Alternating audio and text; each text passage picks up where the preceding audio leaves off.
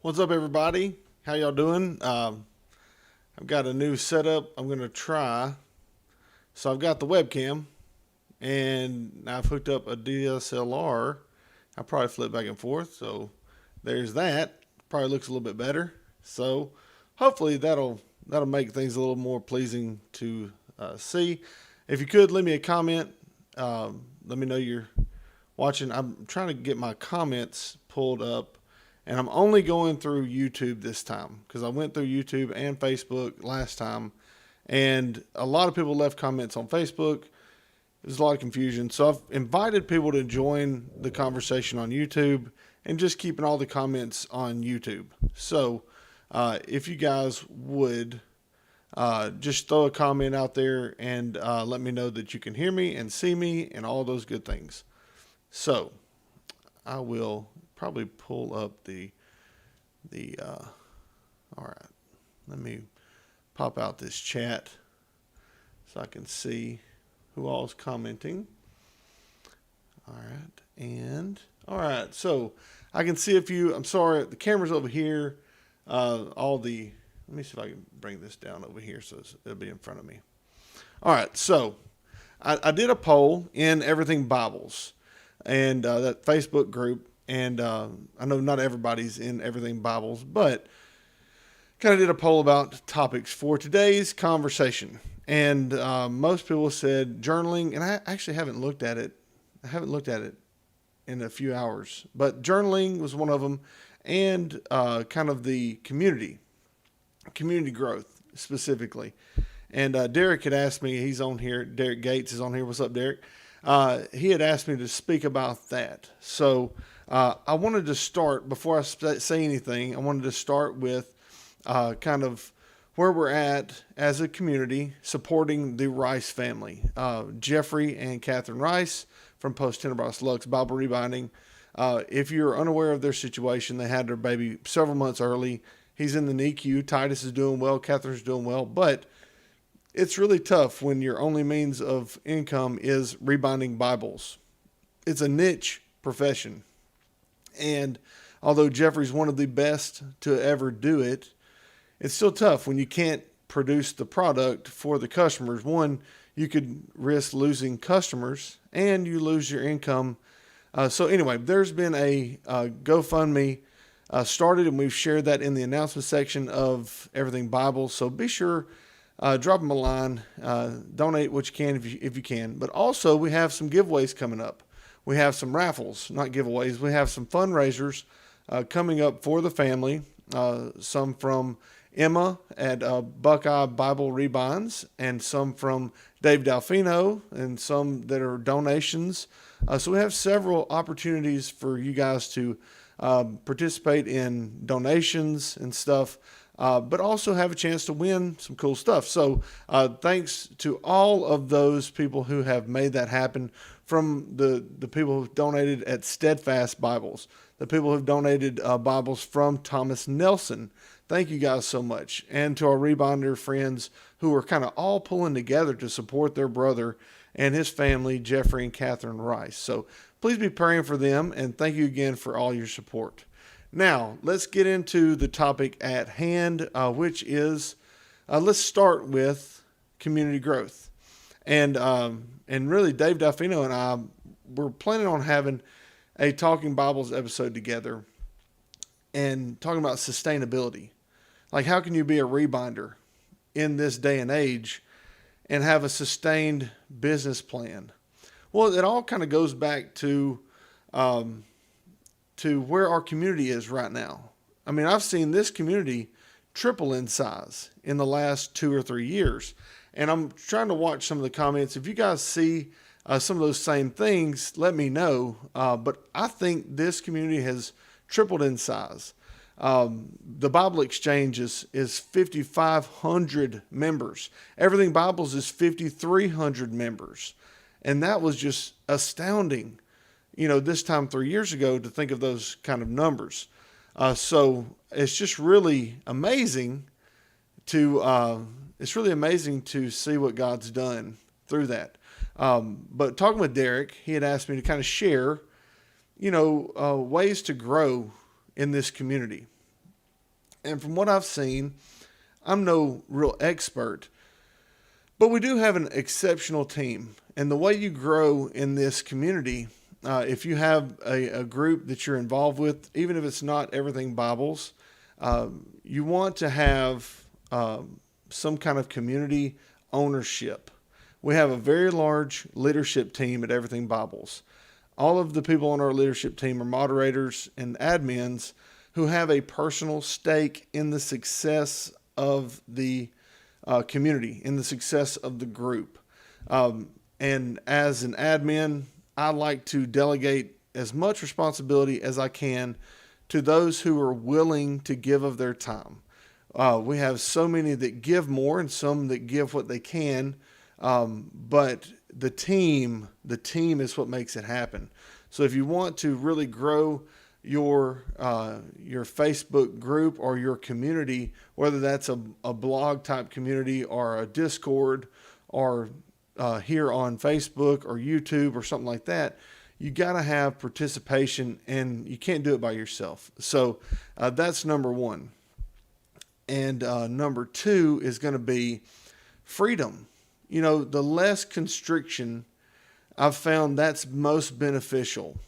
So what I mean by that is when we started Everything Bibles, we came from a system that was a little more, I'm trying to think of a nice way to put this. We came from a system that was a little more restricted on what you could and couldn't post. So I wanted Everything Bibles to be all about freedom. Now, some of you guys know I'm a libertarian, and I know that's kind of, what does that mean? But it really just means you have the freedom to do what you want as long as you're not negatively affecting others.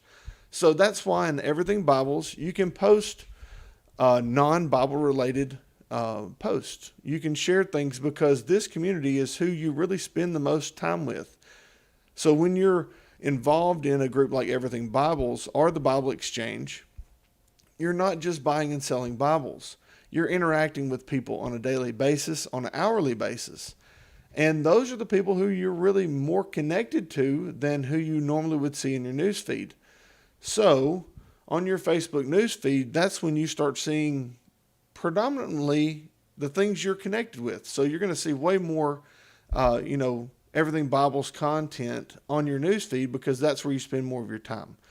So knowing that, we try to allow a lot of freedom in posting so that you don't feel like you have to leave that community to go post about, this cool chair you like, or hey, I love these pens. This is something that I really enjoy doing. I just want to share it with you guys because you're really my family, my community.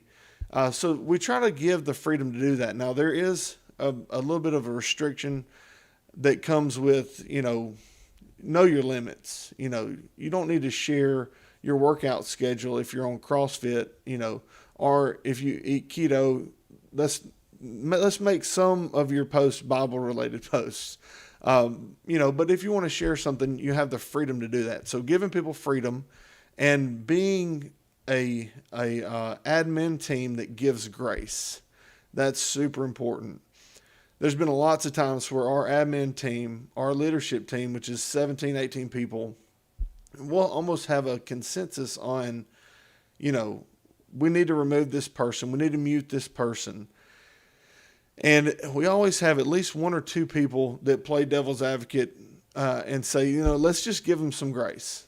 Let's give them some grace and give them a chance to do better and those kind of things. And giving people a little bit of grace and forgiveness and giving them the benefit of the doubt really goes a long way to building that trust and that bond with people within a community. Okay, so instead of being kind of an overlord, you're more of a shepherd. You're trying to guide conversations and interactions in the most positive way you can. So as far as community growth online, that's kind of the keys that I've seen make it work. I hope that's helpful. Next thing, when we're talking about community growth, this is the sustainability of the publishing industry, of the rebinding industry, okay, of all of your friends who enjoy the Bible. The value of the editions that you own it's really contingent on the community as it grows. So what I'm saying is, look, 20 years ago, the value of Marvel properties, Marvel stock. Okay, the value of Marvel stock 20 years ago was nothing. Like literally, they had to sell off portions to different production companies just to be able to survive. And now, because that community's grown, the fan base has grown. Now it's one of the most thriving, successful companies in the world, Marvel, making, comic book movies and whatnot. And I relate that to the Bible enthusiast community because there's millions of Christians. The potential pool of the community is so large. Like, think about your own church. All of you who are watching, and right now we've got a couple dozen people watching. The people at your church, have you shared your enthusiasm? Have you shared the love that you have for these Bibles and for the craftsmanship? Because it's contagious, y'all. It really is. And the survivability of a lot of these rebinding outfits and publishers, they're determined on the growth of a market share, if that makes sense to you guys. So if we're talking about Bible sales and rebinding shares, like I was talking with Dave, of the 5,000 or 10,000 Bible enthusiasts that are currently in the community, say that 2% of those people get rebinds. It's a lot more than that. Say there's about 1,000 rebinds to go around for the whole community, 1,000. Well, if you have, 7 or 8 professional rebinders, then you got some novice rebinders. Now we're talking, your market share is really important at that point. So what I'm saying is, if we can expand that market from 10,000 to 20,000, from 20,000 to 40,000, that's the goal, so that our friends that do rebinding or our friends in publishing, they have a lot more sustainability, a lot more potential sales. And that really is what makes this thing survive. Yeah, we want to all be together, but if Alan can't produce Bibles because it doesn't pay, they have to go out of business. Or same thing with Zondervan or Thomas Nelson or Crossway or any of those. If they are unable, look at Kirkbride. Kirkbride was just acquired by Zondervan. You know why? They don't have enough sales. That's just how it is. That's how it works. And so, and I'm glad that the Thompson chain is going to live on through Zondervan. But companies like Kirkbride really depend on those niche consumers. And if we can try our best as a community to expand this community, then we make it better for so many people, so many parts of this industry to be able to survive, if that makes sense. Derek, I know you and I talked about this. I hope that answered your question, man. And I hope that was helpful for somebody. So let's get into some other topics. I see a few comments. Angela says, I appreciate how you guys will lock a post that's contentious without deleting it. Yes, that's part of it too. If a post does not break our rules, we will not delete it. Now, we might turn off comments because of the potential for debate and those kind of things, but we don't want to ever remove people's content. Now, sometimes I've asked people to remove their own content just for the sake of the benefit of the group, not having arguments or whatever. But we try to be as cordial and as polite and as consistent as we can be. And I think that's super important if you guys are looking into guiding your own groups into a more successful growth pattern. So, Brandon, I'm not sure Zondervan bought Kirkbride. Oh, maybe they didn't. But Kirkbride would have never, ever released the Thompson chain if they didn't have to financially. So just realize that. So, at least from what I understand, I will talk to Melinda soon about that. Hopefully, maybe she can give me the deets on whether they were acquired or they just acquired the rights to the Thompson. I don't know how that's going to work. I'm not sure. But hopefully I'll get to talk to her about it. Melinda Bauma, VP and publisher of Zondervan. So she's awesome. So hopefully we'll hear back from her. All right. So let's, that's a good, Javon, that's a good question. What's a reasonable amount of time to wait for a rebind? I went with Leonard's and it's been almost a month. A month's really good, bro. I'll go ahead and tell you that. The backlog is really hit or miss depending on the rebinder. And I'll just be 100% honest with you. There's several that you should give a shot that are novices or that are new professionals.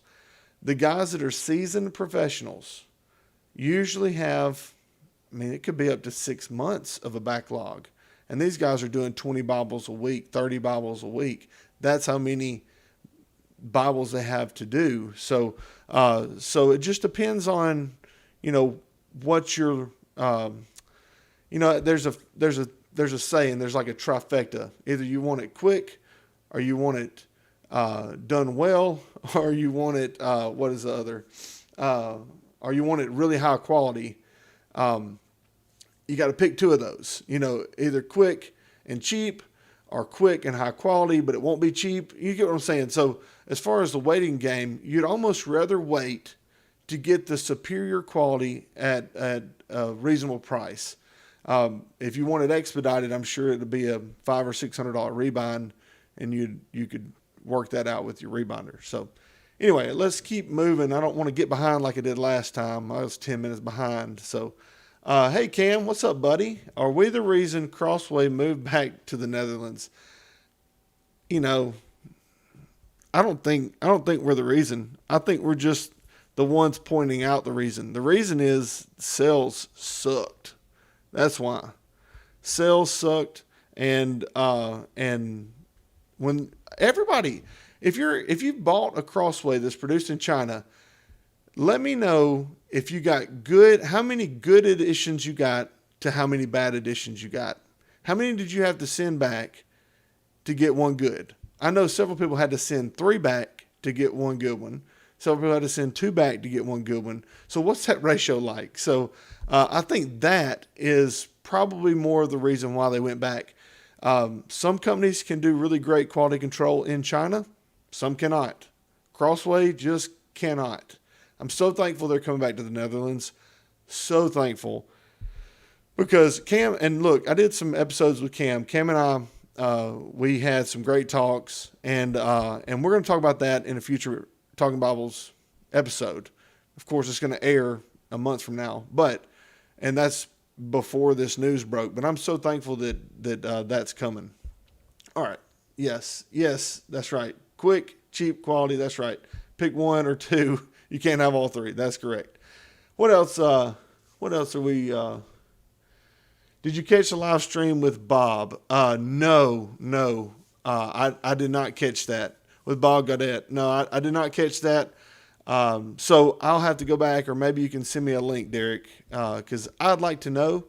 I was talking with Melinda through an email, and I had a Zoom call with Bob the other day, which was super cool. Got to talk to him, but I did not ask him about Thompson or Kirkbride. So I'll have to check on that. All right, what we got next? All right, Javon. Yeah, worth the wait. Definitely, man. And the thing is, it's a lot to do with the style of rebinder also. Because some styles are easier to produce. Ben's Bibles, it's a triple layer. Even, what's the other?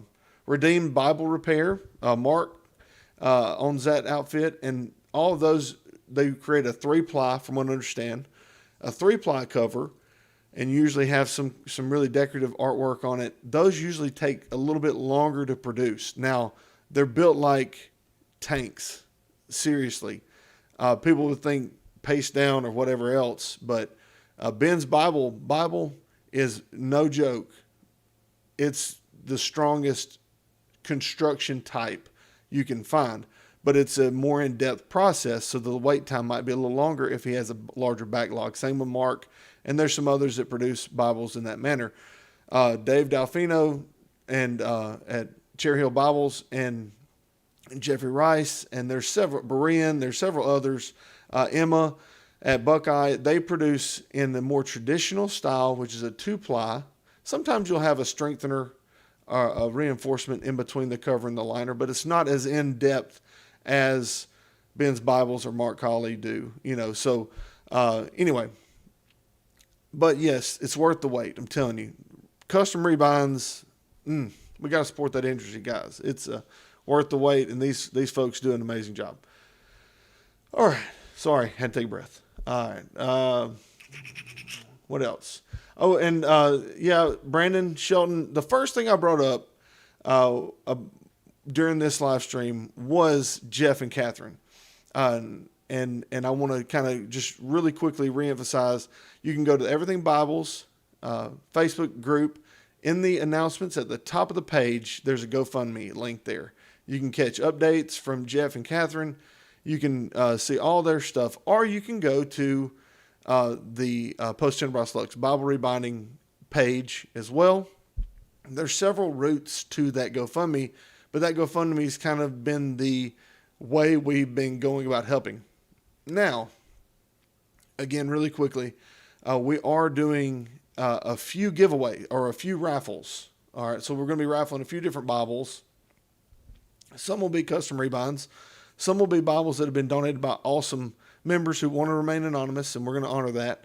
But they'll be coming up, and the thing is, they have enough donated right now, but we want to kind of space out these raffles so that they're continually, that it won't, wear out of our memory to continually help the Rice family. That's what we're wanting to do. So let's see what else. I'm sorry, guys. Look, if I forget your comment, please forgive me.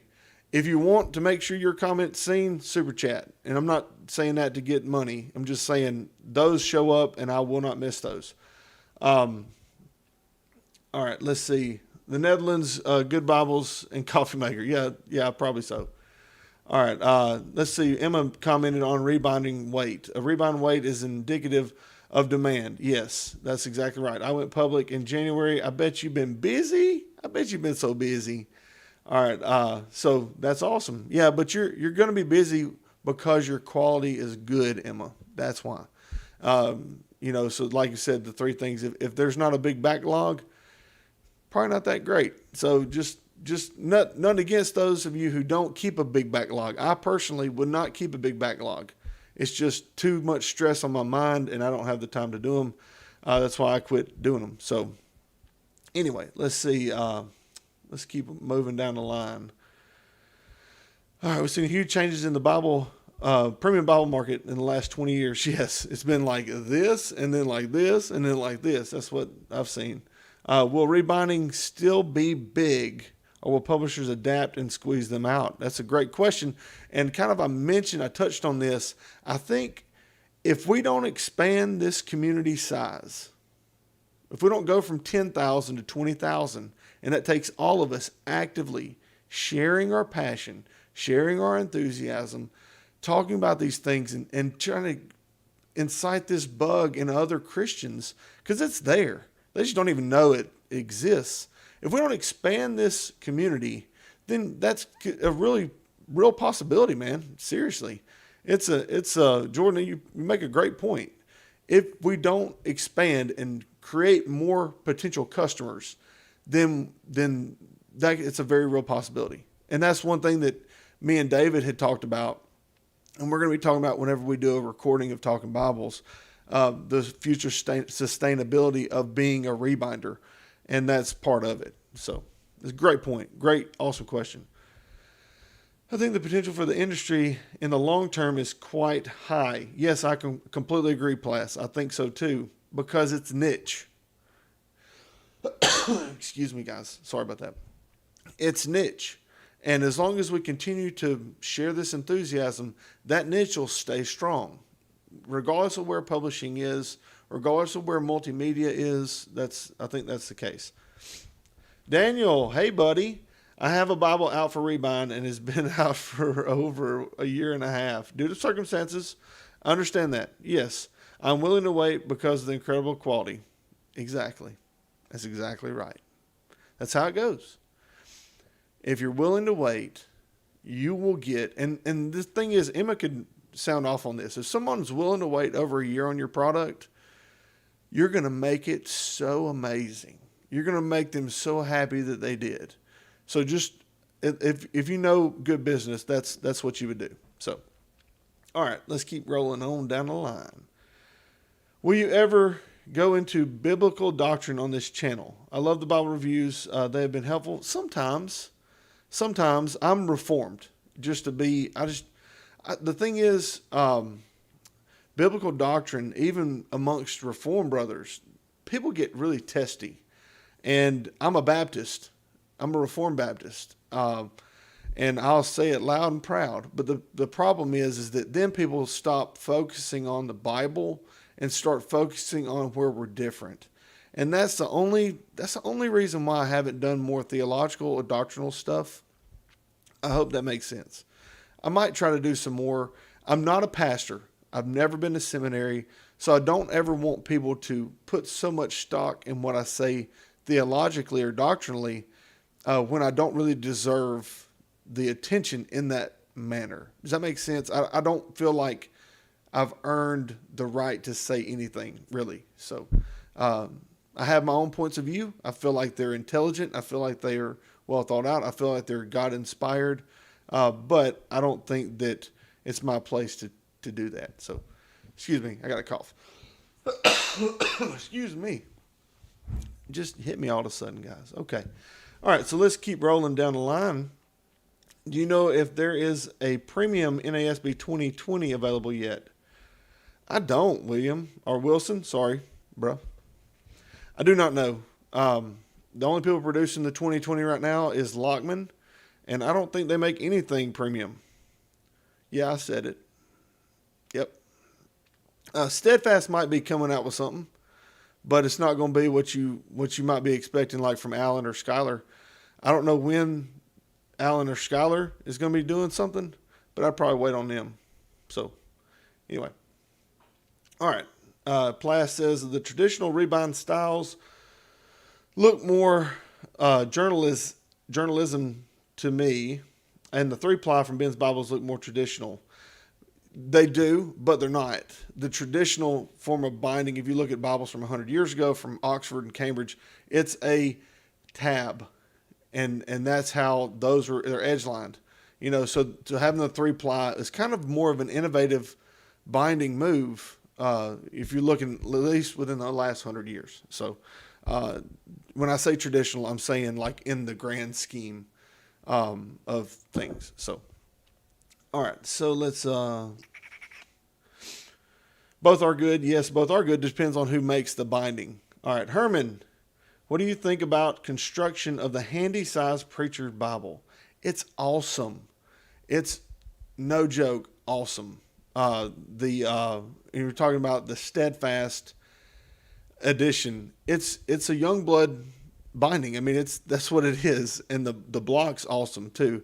I had an interview with David Lee Brown, and he says it's his favorite Bible. This is a man that's owned the R.L. Allen ESV Com, which is one of my favorite Bibles. He's owned a brick. I mean, he's owned the Scholar 45 GSM. I mean, he's owned a lot of really good Bibles, and he says the handy size is his favorite.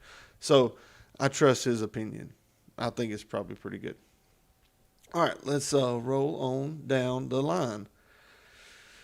Skylar is going to do a 2020 SCR. That would be awesome. That's the one I'd wait on, honestly. That's going to be awesome. And the Skylar Stridon will be the 2020. Yes, it will.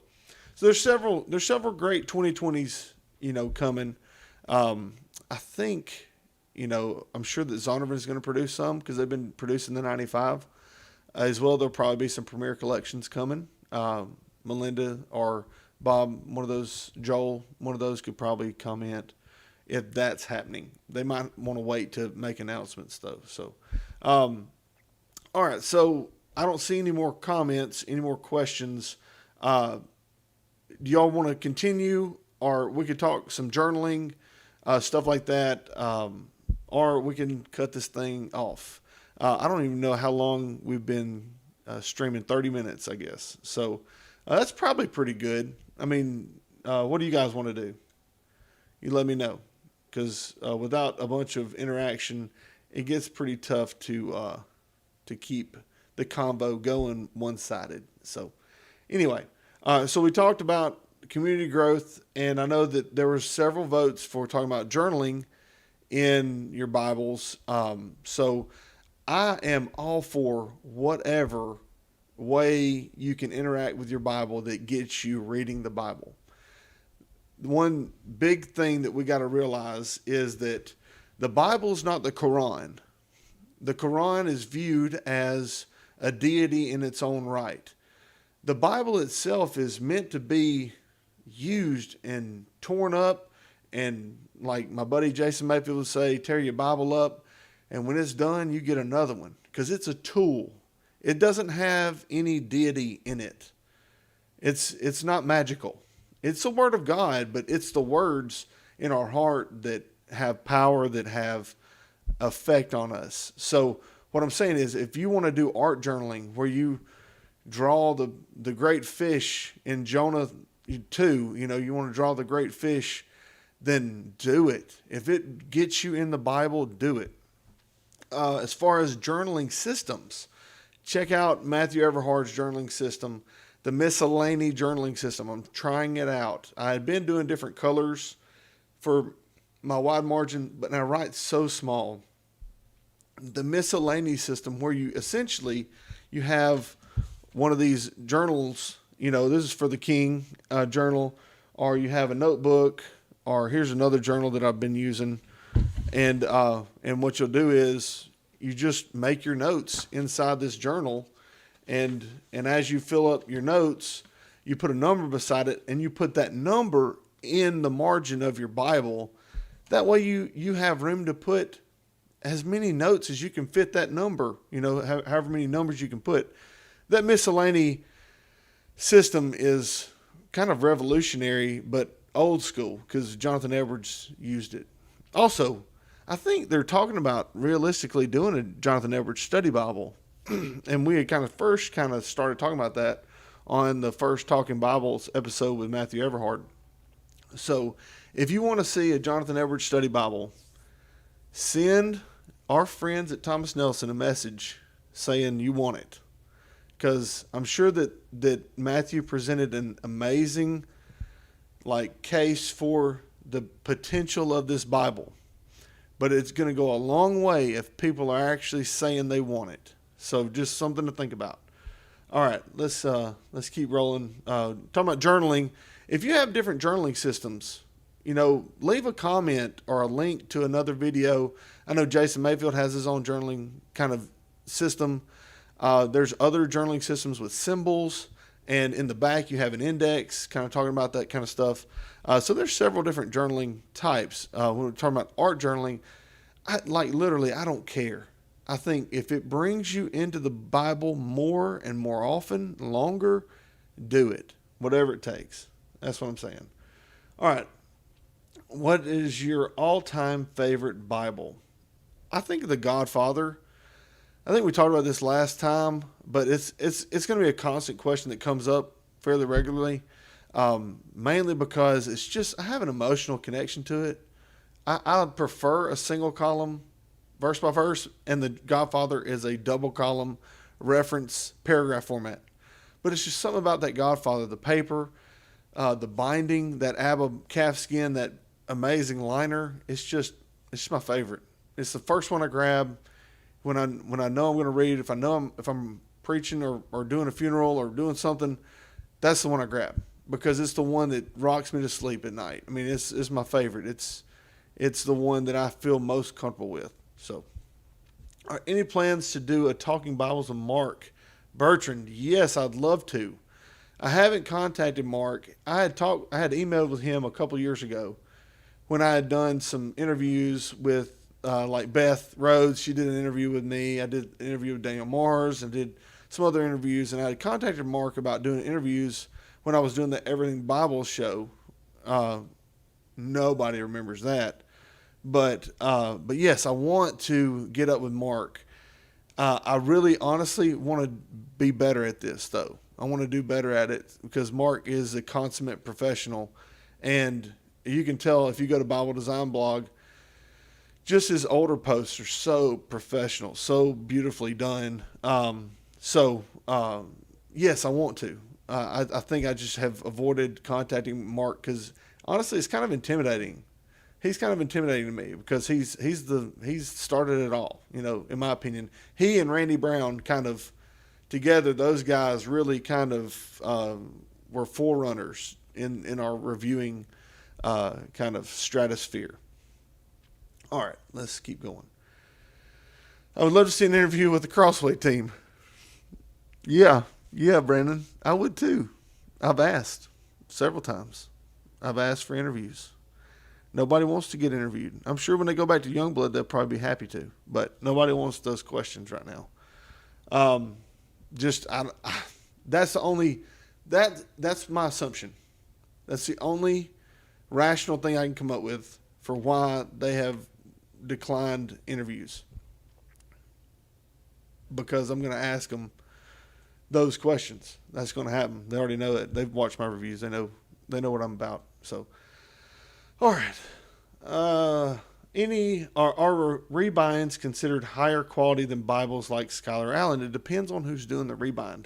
It's a great question, Tom, but it really depends on who's doing the rebind. You get what you pay for. If you paid $400 or $500 for a rebind from Lion and Lamb or Cherry Hill or Post-Ross Lux, or any of those guys that are really high end that have been doing it, that have proven, they're putting together bindings that cannot exist without personal handcraft attention and professional craftsmanship.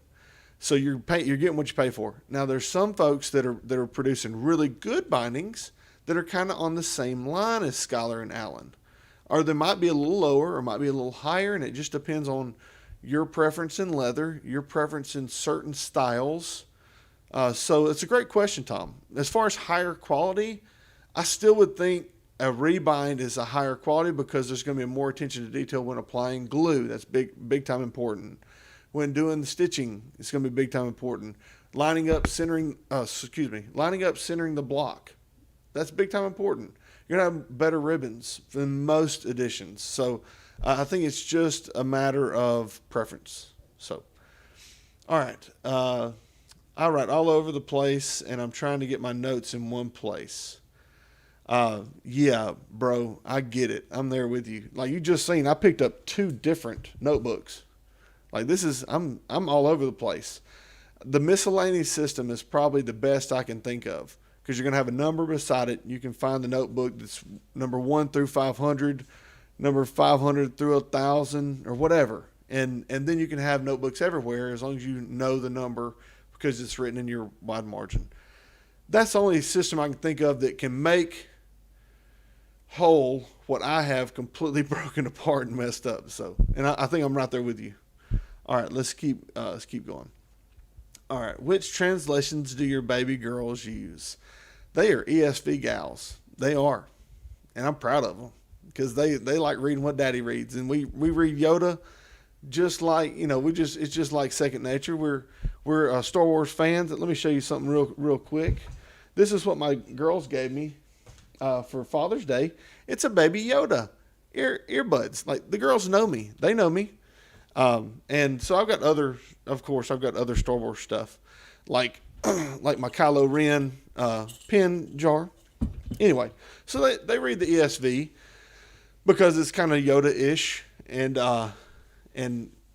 their daddy loves ESV, their mama loves the ESV, so that's what they generally use. Now, they have really fallen in love with some NLT editions. Tyndall sends me several really beautiful journaling editions. They're inspired journaling Bibles, and some of their other editions are really amazing. Their little Life Application Study Bible for kids, for girls, is amazing. I did a video with my girls, and I actually had them in the start of the video, and they love this thing. That's one of their favorite Bibles too. So anyway, I got 4 girls, so lots of Bibles to go around. So, all right. Do we have to use GoFundMe? No, you do not, Douglas. If you want to do a direct donation, just shoot Jeff a message. I'm sure they have Venmo. I'm sure they have some other means to donate. If you don't want to do GoFundMe, which is completely, I get you. Just message him. Jeff and Catherine both are 2 of the most humble, loving, caring, giving people. And I know it's tough, and we talked about this. It's tough to receive charity or help, but that's the job. That's our job as the church. That's our job, is to help each other and love one another. And it's part of giving grace and receiving grace to each other to let someone be a blessing to you. So I would just shoot Jeffrey a message if you want to help him out. I'm sure he really appreciate it. All right. I do not categorize my notes except what scripture they pertain. That's good. That's a good idea. I sometimes write notes in prose. Okay. That's cool. That's awesome. All right. Let's see. Let's keep going. Do you ever use your phone or a tablet to read the Bible? Rarely, if I ever do. It's only to pull up the audio Bible. And I usually read along with my physical version. It's just something about it. I just have this love to have that in my hand. It makes me want to read it longer. But sometimes, like King James, and I think I said this last time, for me, King James, I feel like my brain gets scrambled when I try to read King James without audio Bible. So reading with the audio Bible, that's usually the only time I have a tablet or my computer or my phone pulled up. So, all right, let's see. I use software, Accordance, to keep my notes in one place. It's great suggestion. Awesome suggestion. Logos has a great note system where they can move them from one to the other. So, all right, sorry, big breath. All right. And for reading, you read from a hard copy Bible. And like I said, unless it's the King James.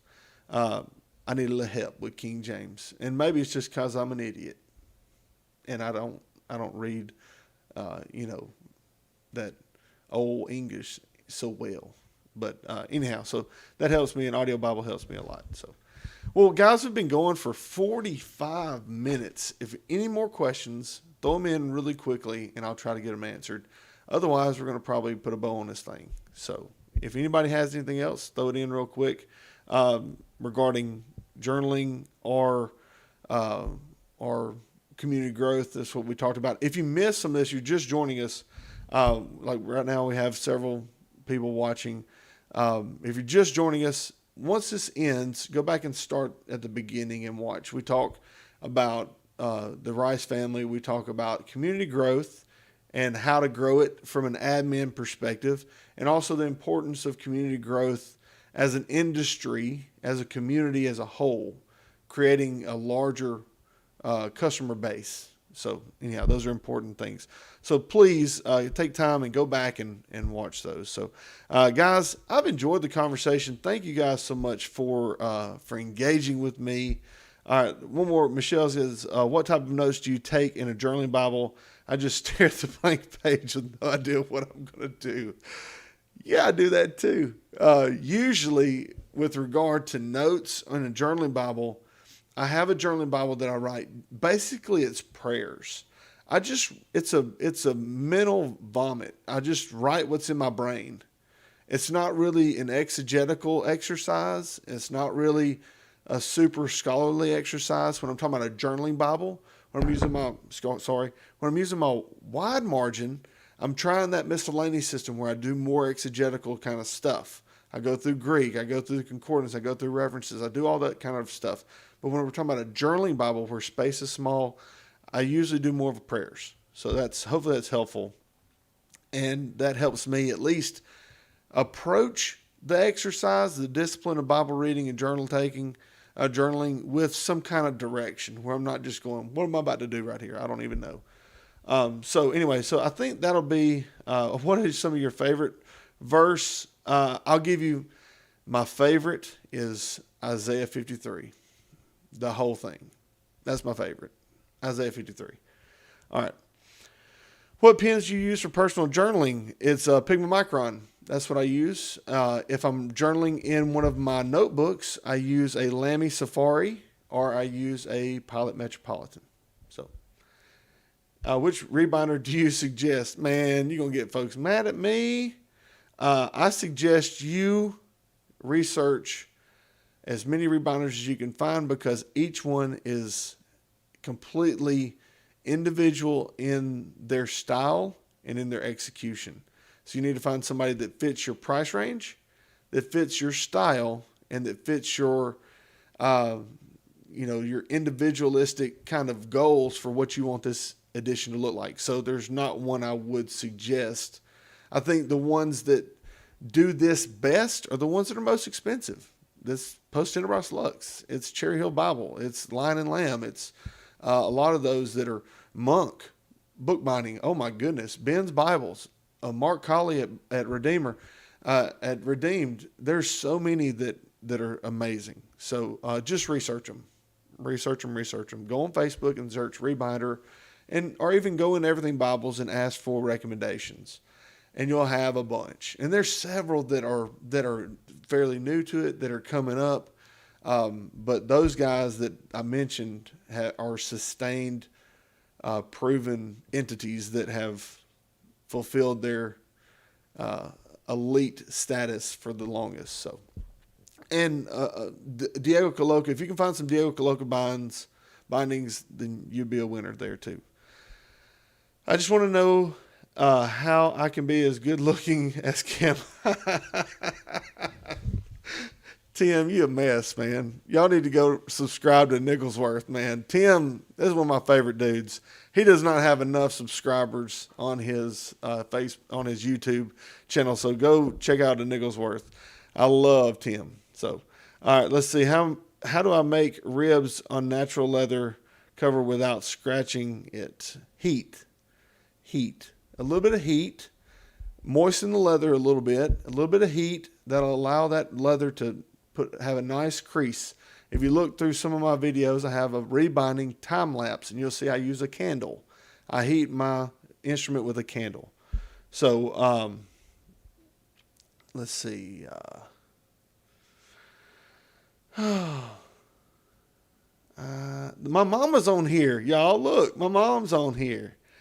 Oh, I love you, Mom. My mom's the best. Let's see. Matthew should be a lead on it.